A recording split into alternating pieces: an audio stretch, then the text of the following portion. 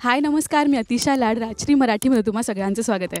लोकशाही हा सिनेमा 9 फेब्रुवारीला आपल्या भेटीला येतो आहे आणि या सिनेमात लहानपणापासून आपण ज्यांची काम बघत आलो आहे आणि ज्यांच्यामुळे आपल्याला इन्स्पिरेशन मिळतं असे माझे लाडके अभिनेते म्हणजेच ज्येष्ठ अभिनेते मोहन नगाशे आपल्यासोबत आहेत. मोहन सर, खूप स्वागत राजश्री मराठीमध्ये. इतकं छान बोललीस ना माझ्याबद्दल की मी एकदा हुरळूनच गेलेलो आहे. मी तुम्हाला जेव्हा पण बघते किंवा भेट होते आपली तेव्हा मला एवढंच आठवतं, अग्निहोत्र आणि एका लग्न तिसरी गोष्ट, हे सगळ्या सिरियल्स मला आठवतात की जेव्हा आम्ही लहान होतो आणि तेव्हापासून तुम्हाला मी बघतोय. तर लोकशाही तशा सिरियल आता होत नाहीत. किती छान होत्या. म्हणजे आम्ही सुद्धा उदाहरण देतो. काय गुंतता हृदय, एका लग्नाची तिसरी गोष्ट, रुद्रम, चांगल्या सिरीज होत्या खूप. इव्हन हेमा मालिनीने केली ती नूपूर नावाची, ती पण चांगली होती. आम्ही सुद्धा आमच्यामध्ये जेव्हा डिस्कशन होतं तेव्हा आम्ही सुद्धा हेच बोलतो की आत्ता तशा सिरियल्स होत नाही आहेत किंवा तसे एक्सपेरिमेंट केले जात नाही आहेत. तर आता लोकशाहीमधून सुद्धा आम्ही जेव्हा ट्रेलर बघतोय त्यातही तुमची एक बोलतात ना हेड ऑफ द फॅमिली अशी भूमिका आहे. काय सांगाल भूमिकेबद्दल आणि कसा होता सगळा एक्सपिरियन्स? अगं आम्हाला बंदी असते, तुला माहीत नाही का हल्लीचं काही? ते आम्ही काम करायच्या वेळेस कॉन्ट्रॅक्टवर सही करतो ना, त्याच्यावर डिस्क्लेमर असतं की त्यांना विचारल्याशिवाय मीडियाला काय सांगायचं काय नाही, तर मला परवानगी घ्यावी लागेल. सिनेमा चांगला आहे एवढंच सांगू शकतो मी त्यांच्या परवानगीने. तुम्ही म्हणालात की तरुण पिढीसोबत राहायला खूप आवडतं आणि जेव्हा तेजश्रीशी बोलताना पण ती म्हणाली की आमच्यात सर्वात यंग कोण असेल तर ते मोहन काका आहेत. म्हणजे यंग कसं राहावं ते तुमच्याकडनं शिकायला मिळतं आम्हाला. सेटवर काय गमती जमती घडल्या जेव्हा तुम्ही या तरुण पिढीसोबत सीन शूट करता? सिनेमाविषयी बोलू, सेटवर काय गमती जमती घडल्या ते महत्त्वाचं नाही आहे. हा सिनेमाचा विषय. आणि मला खरोखर कौतुक वाटतं की आमचा हा काश्मीरमधून आलेला एक संजय अमर नावाचा मुलगा, माणिक कौल, यांना अशा विषयावर महाराष्ट्रात सिनेमा करायचा वाटतो आणि त्याचं स्क्रिप्ट इतक्या चांगल्या पद्धतीने तो डेव्हलप करतो आणि काळाबरोबर असल्यामुळं प्रगत तंत्रज्ञानाचा उत्तम वापर करून कमीत कमी वेळात, नाही तर कमीत कमी वेळात सिनेमा करणारे दिग्दर्शक आहेत पण त्याचे दर्जे पण वेगळे असतात. तसं नाही आहे. चांगलं केलं, विषयाचं गांभीर्य लक्षात घेऊन, त्यातल्या कॅरेक्टर्स लक्षात घेऊन एक विचार करायला लावणारा जो सिनेमा आहे. आणि त्याच्यामुळे आजचं राजकारण खरंच म्हणजे आपण कुठल्या थराला जाणार आहोत असा विचार करायला लावणारा सिनेमा त्यांनी तयार केला, याचं कौतुक आहे. बघायला उत्सुक आहोत.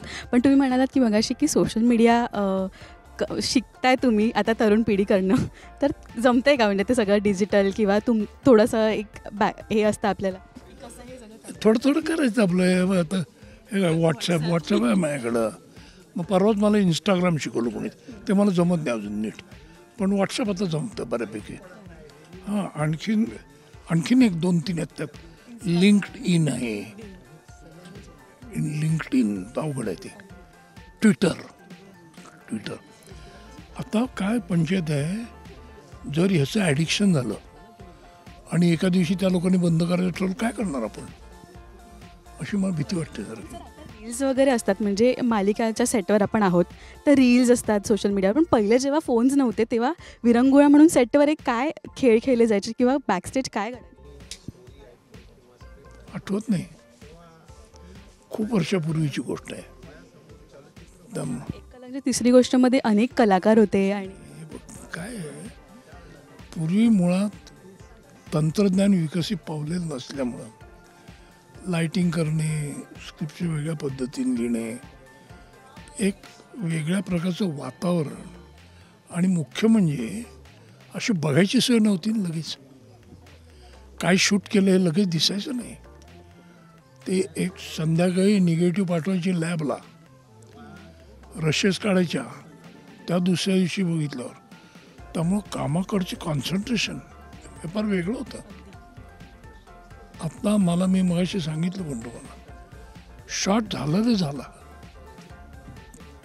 की आमचा ॲक्टर तिकडे बघायला पळतो, मला कळत नाही, काम नाही ते. तर त्यामुळं याचा परिणाम झालेला आहे. काम नुसतंच कामावर नाही, काय करायचं याच्यावरच झालं आहे. कुठला विषय घ्यायचा, कसा हँडल करायचा. आणि we are in a disposable age.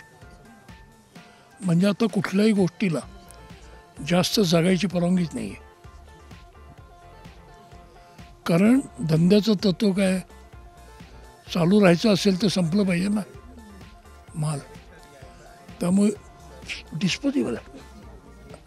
म्हणजे आजचा सिनेमा 8 दिवसांनी जुना होऊन पुढचा आला पाहिजे, अशा तऱ्हेची एक मनोवृत्ती तयार होती. ती अवघड आहे.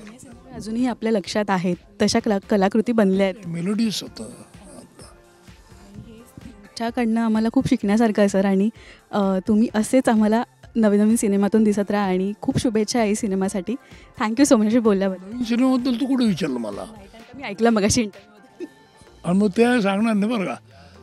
आम्ही आउट हाऊस नावाचा एक छान सिनेमा केला आहे की ज्याच्यामध्ये हे काही नसूनसुद्धा लोकांना आनंद मिळतो 90 मिनटं बघायचं. सेक्स नाही, व्हायलन्स नाही, मारामारी नाही, जय श्रीराम नाही, पॉलिटिकल प्रोपगंडा नाही, रिलिजियस प्रोपगंडा नाही, काही नाही. असं असूनसुद्धा एक मुलगा आणि कुत्र्याचं पिल्लू हे मुख्य कॅरेक्टर्स घेऊन आणि 2 ज्येष्ठ नागरिक घेऊन त्याचा काय परिणाम होतो हे बघण्याची गोष्ट आहे. तो आता पुणे फेस्टिवलमध्ये दाखवला. तो इथं पण आहे आता यशवंतराव चव्हाणला 6 फेब्रुवारीला. तो 6ला बघा की 9ला हा ओलोकेश आहेच. Thank you so much sir. Thank you so much.